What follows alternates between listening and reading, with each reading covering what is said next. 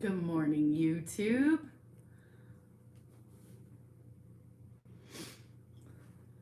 Good morning, everybody. Welcome to Clinical Tuesday on the PT on Ice Daily Show. My name is Ellen Seppi.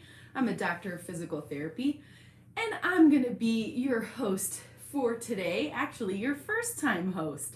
So, I'm normally a teaching assistant with the modern management of the older adult division, but today I am dropping in on Clinical Tuesday to talk with you about something that affects almost 40% of Americans. We're going to talk about obesity today. And now I felt collectively across the country, everybody stiffen thinking about talking about obesity. It's a really polarizing topic. And I can imagine a lot of you guys have a lot of feelings about this topic. You might feel angry because you take measures in your life to make choices to compensate for your health, and you feel angry that this is now a topic of conversation in healthcare that should be a lifestyle and an environmental choice. I understand how you could feel about that. You might feel angry because you might struggle with your weight and feel really affronted at this conversation because it brings up a lot of pain and a lot of hurt.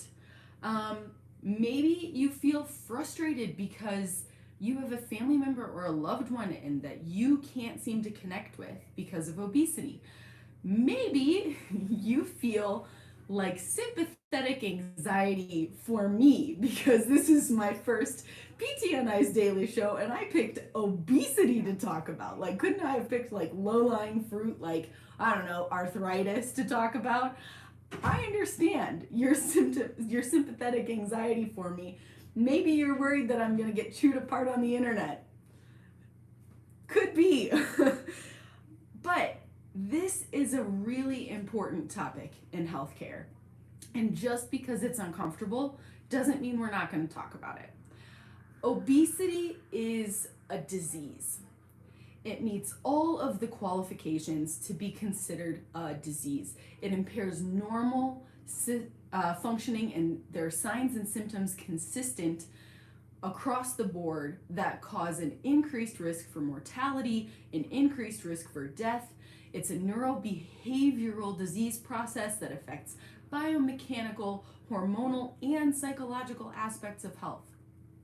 Obesity is not a choice. Just like you could get botulism from the choice of eating old canned fruit that you found in your grandma's basement, botulism is not a choice. That choice might lead to botulism, but botulism is not a choice. Just like obesity, you might have obesity because of choices that you make, but simplifying and saying obesity is a choice really ignores the fact that obesity is multifactorial and complicated. And by the way, if obesity was a choice, who would choose to be obese? So no, obesity is not a choice. Obesity is a disease. It's complicated. It's a worldwide health concern. And as healthcare workers, obesity is our job to treat. So I'm going to take you guys back. We're going to go back to 2020. It's the beginning of the pandemic, and you are a Pomeranian. Your owner just bought a truckload of toilet paper that they are now hoarding with absolutely nothing to do except make YouTube videos. So envision you as the Pomeranian are facing this wall, this doorway of toilet paper lined up in different heights. Today, we're going to talk about level 1 of treating obesity. You as the Pomeranian are about to embark through this doorway, jumping over a line of toilet paper to represent the first level of treating obesity. So level 1 in treating obesity, in being successful as a clinician treating patients with obesity, is to check our bias. there is significant weight bias in healthcare. That could be interpreted as fat phobia, weight bias. What does that mean? I know that you all know what I'm talking about without even having to articulate it. Fat phobia, do a quick Google search if you don't believe that this is a problem in healthcare. Fat phobia implies that people with obesity are less adherent, less motivated, lazy, stupid, less deserving of empathy, sloppy, mean. They have decreased willpower. They're unsuccessful and generally described as unpleasant. You might wonder, well, I don't know if I'm fat phobic. I'll link in the chat of this Instagram post a few resources that show that overall healthcare workers are really fat phobic. So, again, if you're a Pomeranian about to jump over this line of toilet paper, level 1 is acknowledging your bias as a clinician and whether or not that's going to impact your care of people with obesity. By the way, if you find yourself being fat phobic, let's back it up here a little bit. Obesity is a complicated healthcare concern. It's not something easy that can be fixed with just losing or eating less and moving more. If it were that easy to treat obesity, nobody would be obese.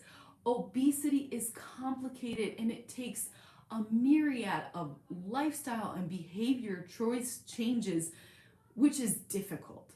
So if you find yourself thinking some of those fat phobic remarks about your patients, I really invite you to look internally and see if that's helpful. And I'm going to give you a little secret. It's not.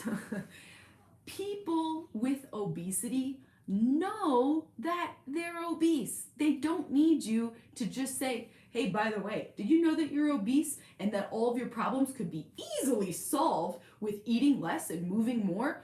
No. So by the way, is weight bias helpful in healthcare? Because you might be thinking, well, I have 5 minutes with this patient. I'm going to tell them that they're obese and that it's probably contributing to their problems. Weight bias in healthcare is hugely detrimental. People with obesity are less likely to pursue healthcare because they're afraid of interactions with fat phobic clinicians. Get this. Let me look at my notes here because this is just too mind-boggling. Nurses working in hospital in a recent study showed that 24% of nurses are repulsed by patients with obesity. 40% of nurses said they didn't want to treat patients with obesity. 12% of them, 12% of nurses said that they did not want to touch patients with obesity.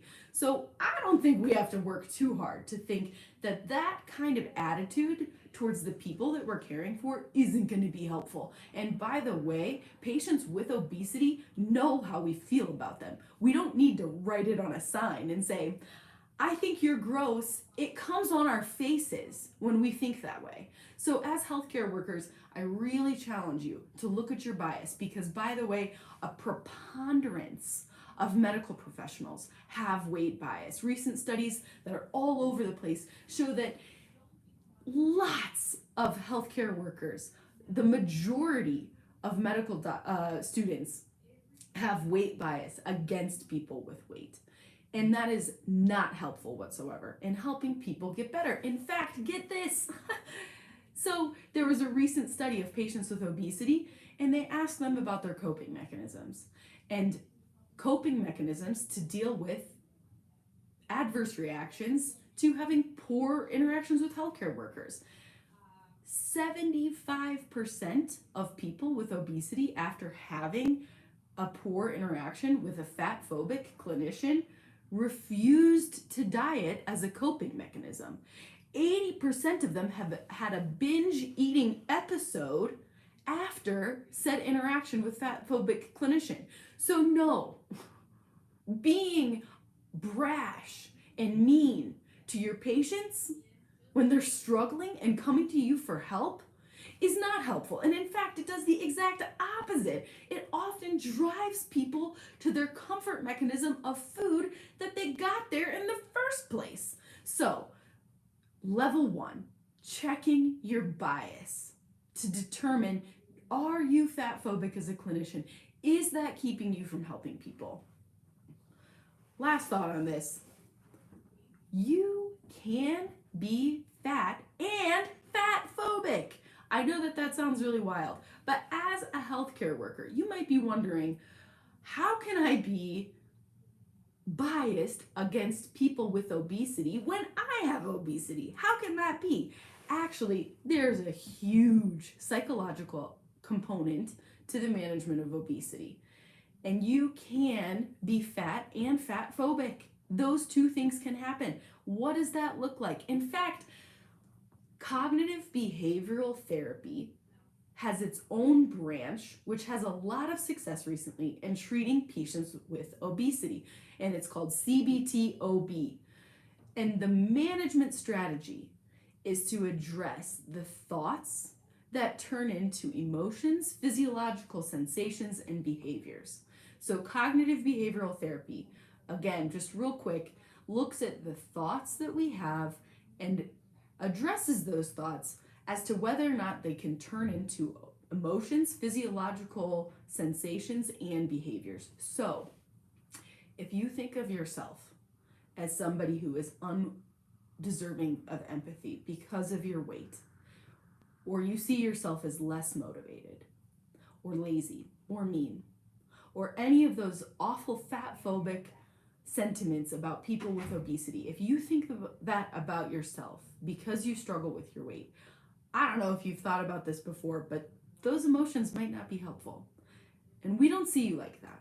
We don't see you as less adherent or lazy or mean or undeserving of empathy.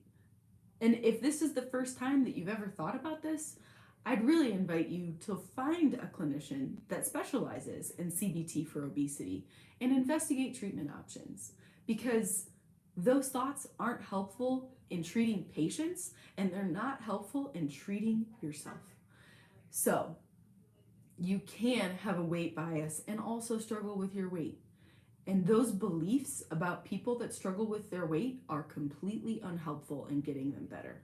And so I invite you to really reflect on that and maybe change your viewpoint of people with obesity. So, all right, guys, back to our viewpoint of making it over that first hurdle. You have made it. You landed on the other side. Thank you so much for being here with me as you assess your bias in treating patients with obesity. Closing remarks, I'd really like to thank some of my good friends, specifically Alan, who is very open. Alan, our COO of ICE, who was really open with his experience on obesity. This topic of conversation is uncomfortable for a lot of people, and I really appreciate the people in my life who are vulnerable in expressing their stories. Alan and I did a 4-part interview called Base Camp. If you look on Spotify, you can find that interview together, Alan and Ellen interview, and check it out. His story is really remarkable, and it's really shaped my viewpoint on how we need to manage obesity as clinicians. I also really appreciate this conversation to continue. I'd really love your insight personally. So if you found this topic interesting, you'd like to continue the discussion on how as physical therapists and allied health professionals we can continue treating patients with obesity, please comment in the post for this podcast, or DM me directly. My Instagram handle is Theradork. So anyways, I hope you guys have a great rest of your day, and we'll talk to you soon. Bye.